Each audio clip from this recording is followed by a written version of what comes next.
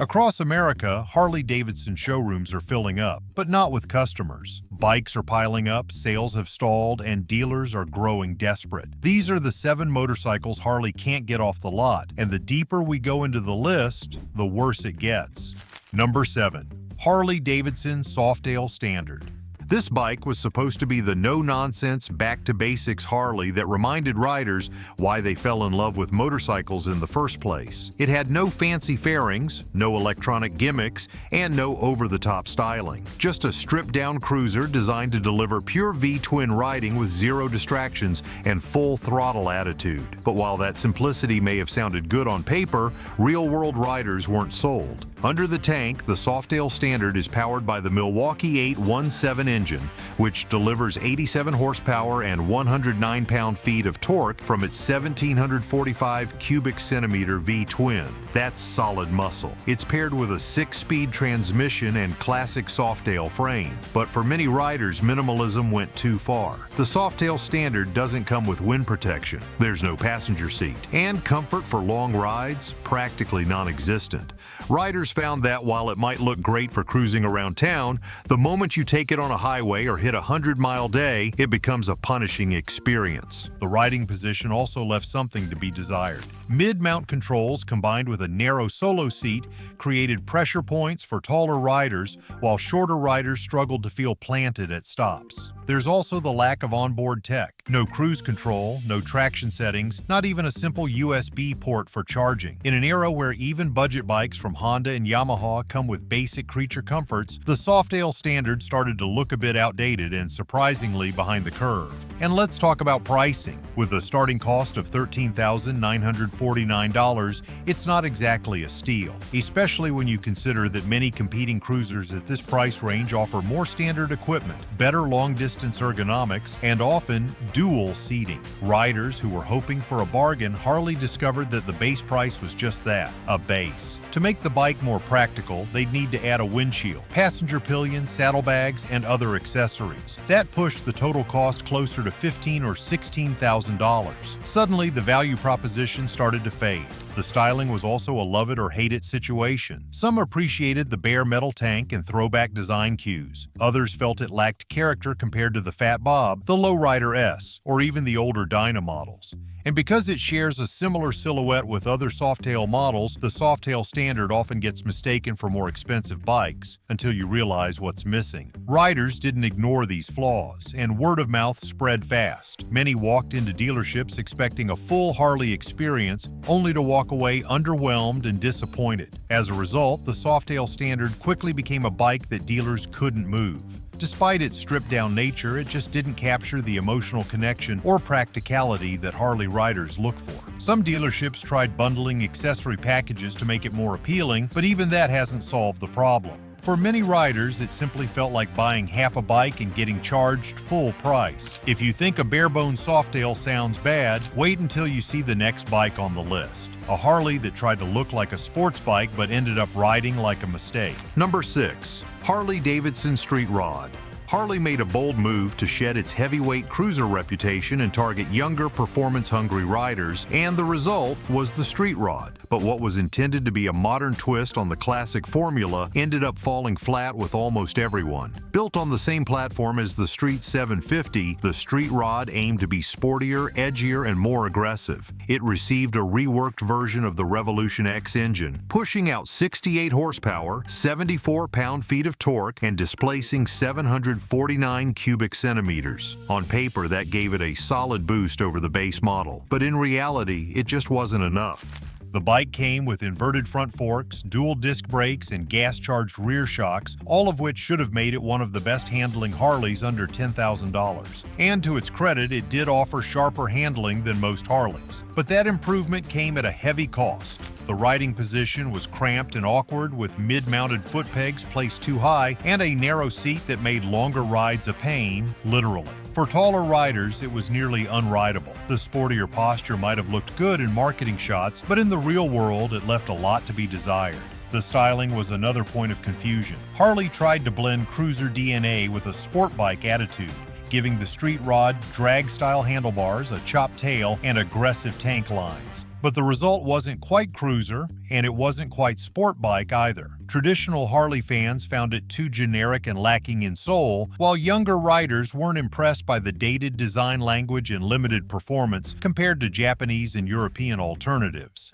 And then came the competition. At a starting price of $8,699, buyers were quick to compare the Street Rod to models like the Yamaha MT-07, the Honda CB650R, and the Kawasaki Z650. All of these offered better power-to-weight ratios, better ergonomics, and far more refinement for the same price or less. The Harley name alone wasn't enough to win over buyers in this segment. Then there were quality issues. Owners frequently reported rattling panels, inconsistent finishes, and occasional electrical gremlins. While not catastrophic, these small problems added up and reinforced the perception that the Street Rod was trying too hard to be something it wasn't. It lacked the polish, the pedigree, and the practicality to compete in a category where expectations are sky high. Despite its decent torque and improved handling, the Street Rod ended up trapped in a no-man's land. It was too uncomfortable and underpowered for sport bike fans and too untraditional and awkward for Harley loyalists. The result? A motorcycle that sits unsold in showrooms across the country. Dealers stocked up on them hoping to attract new buyers, but the demand never came. Now they are left with a bike that very few riders actually want. While Harley has since shifted its focus back toward more traditional and larger displacement models, the Street Rod remains a reminder of what happens when you try to blend two worlds and miss the mark on both. If you thought the Street Rod was a failed experiment in performance, just wait until you see the next bike on this list. One that went big, bold, and luxurious,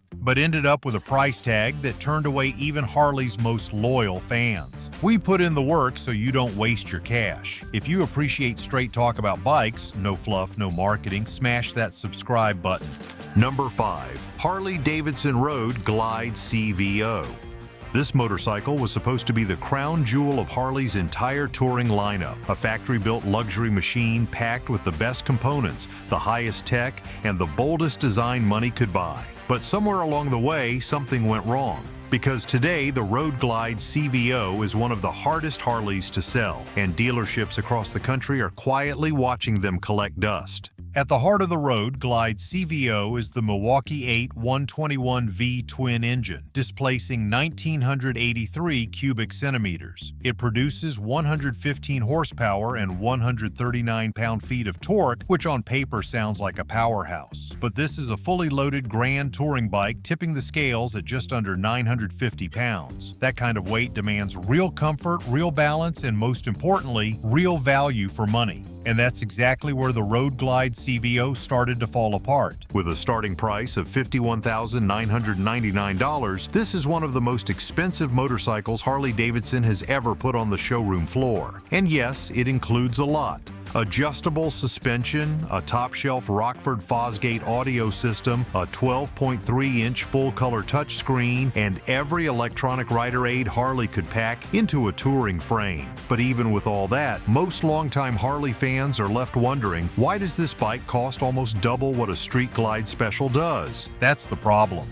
The Road Glide CVO might look better, it might sound better, it might even ride better in certain conditions, but when you compare it directly with Harley's other grand touring models, the price difference starts to feel less like a reward and more like a penalty. For nearly $52,000, riders expect a bike that blows everything else away. Instead, they're getting a slightly upgraded Road Glide with a flashier paint job and a few extra luxury features. And let's not forget the resale issue. CVO models are notorious for losing value the second they leave the dealership. While a standard touring bike might hold its price over the years, the Road Glide CVO often drops by several $1,000s in its first year alone. That's a tough pill to swallow, especially for older buyers who are spending retirement money on a dream machine. Some riders even report going back to customize a regular Road Glide or Street Glide instead, saying they can build a more personal bike for much less money. Dealerships have taken notice. Inventory is backed up, the bikes sit longer, and despite high praise for its technology and styling, the Road Glide CVO has become more of a museum piece than a must-own machine. It is built for the rider who wants everything, but few riders are actually willing to pay that kind of price for it, and even fewer are coming through the doors asking about it anymore. It is the perfect example of Harley-Davidson aiming for the top and completely overshooting what the market actually wanted. And while it may still look like royalty on the sales floor, this high-end king is having trouble finding a throne. But if the Road Glide CVO was too fancy for its own good, the next bike on our list was all muscle and zero finesse. Number 4. Harley-Davidson Fat Bob 114. When it first rolled out, the Fat Bob 114 looked like a rebel's dream machine. Oversized tires, blackout finishes, a mean stance, and a torque-heavy V-twin that promised a rowdy ride. It was Harley-Davidson flexing its muscles in the modern cruiser game. But for all the attitude and adrenaline it tried to pack in, the Fat Bob turned out to be more divisive than dominant. Under the tank, the Fat Bob features the Milwaukee 8 114 engine. That's 1,175 cubic centimeters of displacement, cranking out 94 horsepower and 119 pound-feet of torque. This beast has a serious punch off the line, especially when that throttle is cracked open. But raw power isn't everything, and that's exactly where the Fat Bob stumbled. From the first ride, many traditional Harley riders found the ergonomics off-putting. The forward foot controls combined with a low, stretched-out riding position created a setup that looked aggressive but felt awkward, especially on long-distance runs. For average-size riders, the handlebars were a stretch, and the seating angle put unnecessary strain on the lower back and shoulders. It felt more like a sport cruiser experiment than a comfort-focused Harley. Then there's the styling. The Fat Bob was Harley's attempt to bridge the gap between modern and retro. It came with an LED horizontal headlamp, a 2-into-1-into-2 exhaust setup, and a chunky, almost bulldog-like silhouette. While some buyers appreciated the bold departure from traditional design, others were completely turned off. It was too different for die-hard Harley purists and not refined enough to attract riders from the sport cruiser crowd. Riders looking for daily practicality also hit a wall. The Fat Bob isn't made for commuting or touring. Its chunky tires and wide frame make it heavy in corners and difficult to maneuver in tight urban environments. And while the suspension setup is decent, it still doesn't deliver the smooth ride you'd expect at this price point. At the time of launch, the Fat Bob came in at around $18,000. That put it in direct competition with more versatile bikes from both Harley's own lineup and other brands like Indian and Yamaha. Customization also played a role in its limited appeal. While the aftermarket scene for Harley is massive, the Fat Bob's unique design meant fewer plug-and-play options. Riders who wanted to mod the bike quickly found that making changes to things like the exhaust or bodywork required more time, more money, and more compromise. All of this created a perfect storm. A bold, muscular bike that looked the part but didn't quite deliver where it mattered most. Rideability, versatility, and long-haul comfort. The result? It never caught on with a broad audience. It became a niche model for a very specific kind of rider. Someone who loved its aggressive stance and didn't care about practicality. And in today's economy, practicality sells. That's why the Fat Bob 114 ended up stuck in a weird in-between zone. Too much muscle for casual riders, not enough refinement for performance fans, and too little comfort for the touring crowd. That's not a winning formula, and that's exactly why many showrooms still have this beast sitting around waiting for the right buyer who never seems to walk through the door. Number 3. Harley-Davidson Livewire. Back in the year 2019, Harley-Davidson made one of its boldest and riskiest moves in decades. It wasn't a new touring bike, it wasn't a reworked Softail, it was something completely different, an electric motorcycle. The bike was called the Livewire, and it was supposed to be the start of a brand new era for Harley. But instead of ushering in the future, it became one of the company's biggest missteps and most polarizing models of the modern era. At first glance, the Livewire looked like a winner. It had clean, aggressive lines. It looked futuristic and sleek. Underneath the styling, the Livewire packed some serious performance. It featured a permanent magnet electric motor capable of producing 105 horsepower and 86 pound-feet of torque that was enough to launch the bike from 0 to 60 miles per hour in just 3 seconds flat. The acceleration was immediate, smooth, and thrilling. For urban riders, the range wasn't bad either, up to 146 miles on a single charge in the city and about 70 miles on the highway. Those numbers, combined with high-end suspension from Showa, a 6-axis inertial measurement unit, and cornering anti-lock braking system, made it clear. This was not a toy. This was a serious electric motorcycle with real engineering credibility and street performance. But the problem was simple. Harley riders didn't want it. The Livewire launched with a price tag of $29,799, making it more expensive than many of Harley's most luxurious touring models. That price alone kept it out of reach for most young riders, while traditional Harley fans wanted nothing to do with a quiet bike that didn't rumble or roar. The Livewire didn't just lack the feel of a traditional Harley, it lacked the soul. There was no V-twin rumble, no shifting gears, no engine vibrations beneath the seat. For riders used to the raw mechanical connection of a gas-powered cruiser, the Livewire felt sterile. Even worse, the charging infrastructure in the United States wasn't ready for it. While the Livewire did support direct current fast charging, many riders found the experience too inconvenient compared to simply filling up a gas tank in 2 minutes. On top of that, the highway range of just 70 miles made the bike unsuitable for long rides, which is exactly what so many Harley owners love to do. For many potential buyers, the Livewire was stuck between two worlds: too expensive and advanced for new riders, too quiet and futuristic for old-school fans who still wanted chrome, gears, and growl. Harley tried to fix it. They dropped the price to $22,000, they marketed it heavily in urban areas, they even spun Livewire off into its own brand to try to separate it from Harley's core identity. But none of it worked. The Livewire never gained traction, and dealers were left with unsold inventory just sitting on their floors. Today, the Livewire is a cautionary tale. It proved that even when a legacy brand tries to innovate, it can't ignore the expectations of its loyal base. Electric motorcycles may have a future, but for Harley-Davidson, that future didn't start with the Livewire. And if you thought an electric gamble was risky, just wait until you see the next bike, a throwback model Harley fans are straight up ignoring. Number 2, Harley-Davidson Nightster.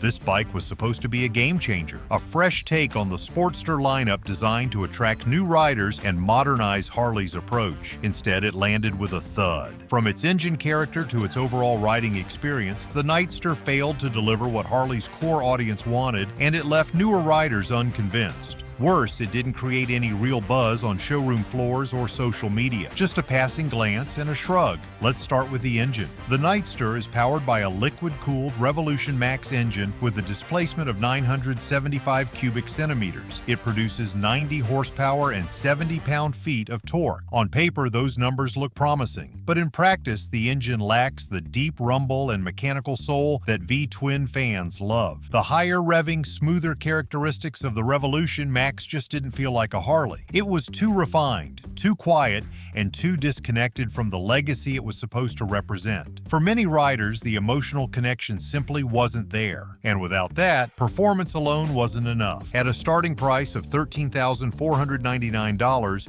the Nightster was meant to be a relatively affordable gateway into Harley ownership. But many riders felt that the bike gave up too much to reach that price point. Build quality was a recurring complaint, with some owners noting plasticky finishes, exposed wires, and a general lack of refinement compared to classic Harley models. Even the styling was met with mixed reactions. The Nightster's stripped-down, blacked-out look tried to nod to Sportsters of the past, but it didn't have the same visual impact. It looked more like a generic cruiser than an iconic Harley, and that's not what buyers expected from a company known for its unmistakable visual identity. The ergonomics didn't help either. With mid-mounted foot controls and a low handlebar position, the riding posture felt cramped for taller riders. The suspension setup was firm, which made the ride harsh on anything other than perfectly smooth roads. And despite its lightweight frame, handling wasn't as agile as many hoped. In short, it wasn't comfortable enough for long-distance riders, and it wasn't sporty enough for thrill seekers. It lived in a no-man's land, neither a proper cruiser nor a proper sport bike, and it showed in the sales figures. Then there's the competition.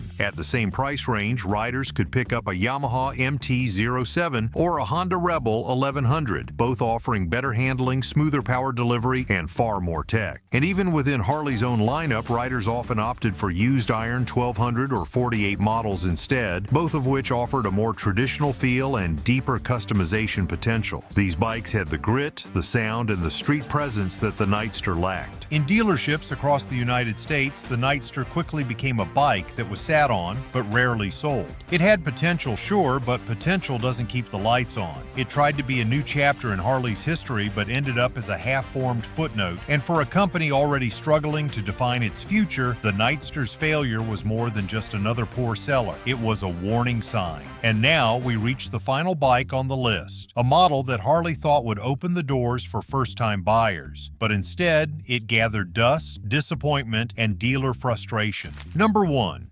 Harley-Davidson Street 500 and Street 750.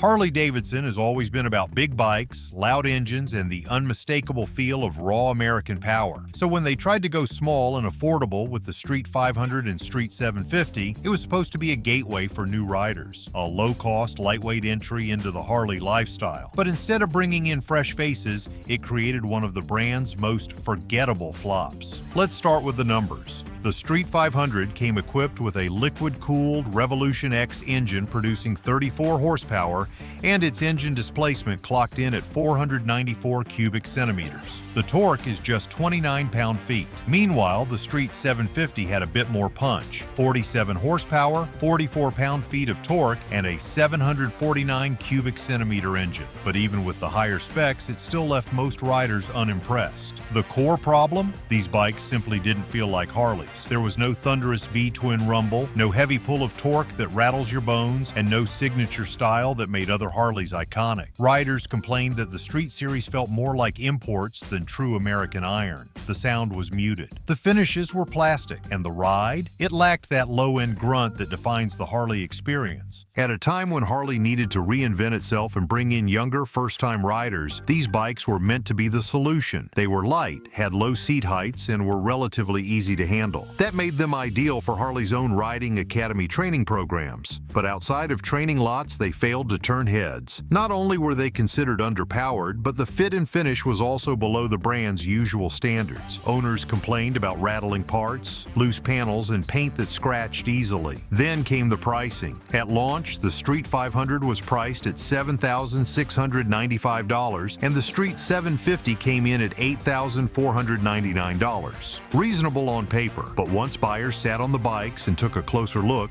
they often walked away. The bikes didn't offer enough value to compete with the likes of the Honda Rebel or the Yamaha Bolt, both of which delivered stronger performance, better looks, and higher quality builds at similar or even lower price points. To make matters worse, dealerships weren't always supportive. In many locations, the Street Series was treated like an afterthought. Salespeople pushed bigger touring bikes or more expensive cruisers, while the Street sat collecting dust. Parts availability was spotty, and customization options were limited. The aftermarket didn't embrace them, and neither did longtime Harley fans. Eventually, the writing was on the wall. Despite heavy investment, marketing pushes, and a big launch, the Street 500 and Street 750 never gained traction. Harley-Davidson quietly began phasing them out of the lineup. Today, what's left is sitting in showrooms across the country, barely moving, remembered more as a misstep than a milestone. For a brand built on attitude, thunder, and tradition, the Street Series tried to go in a different direction and ended up going nowhere at all.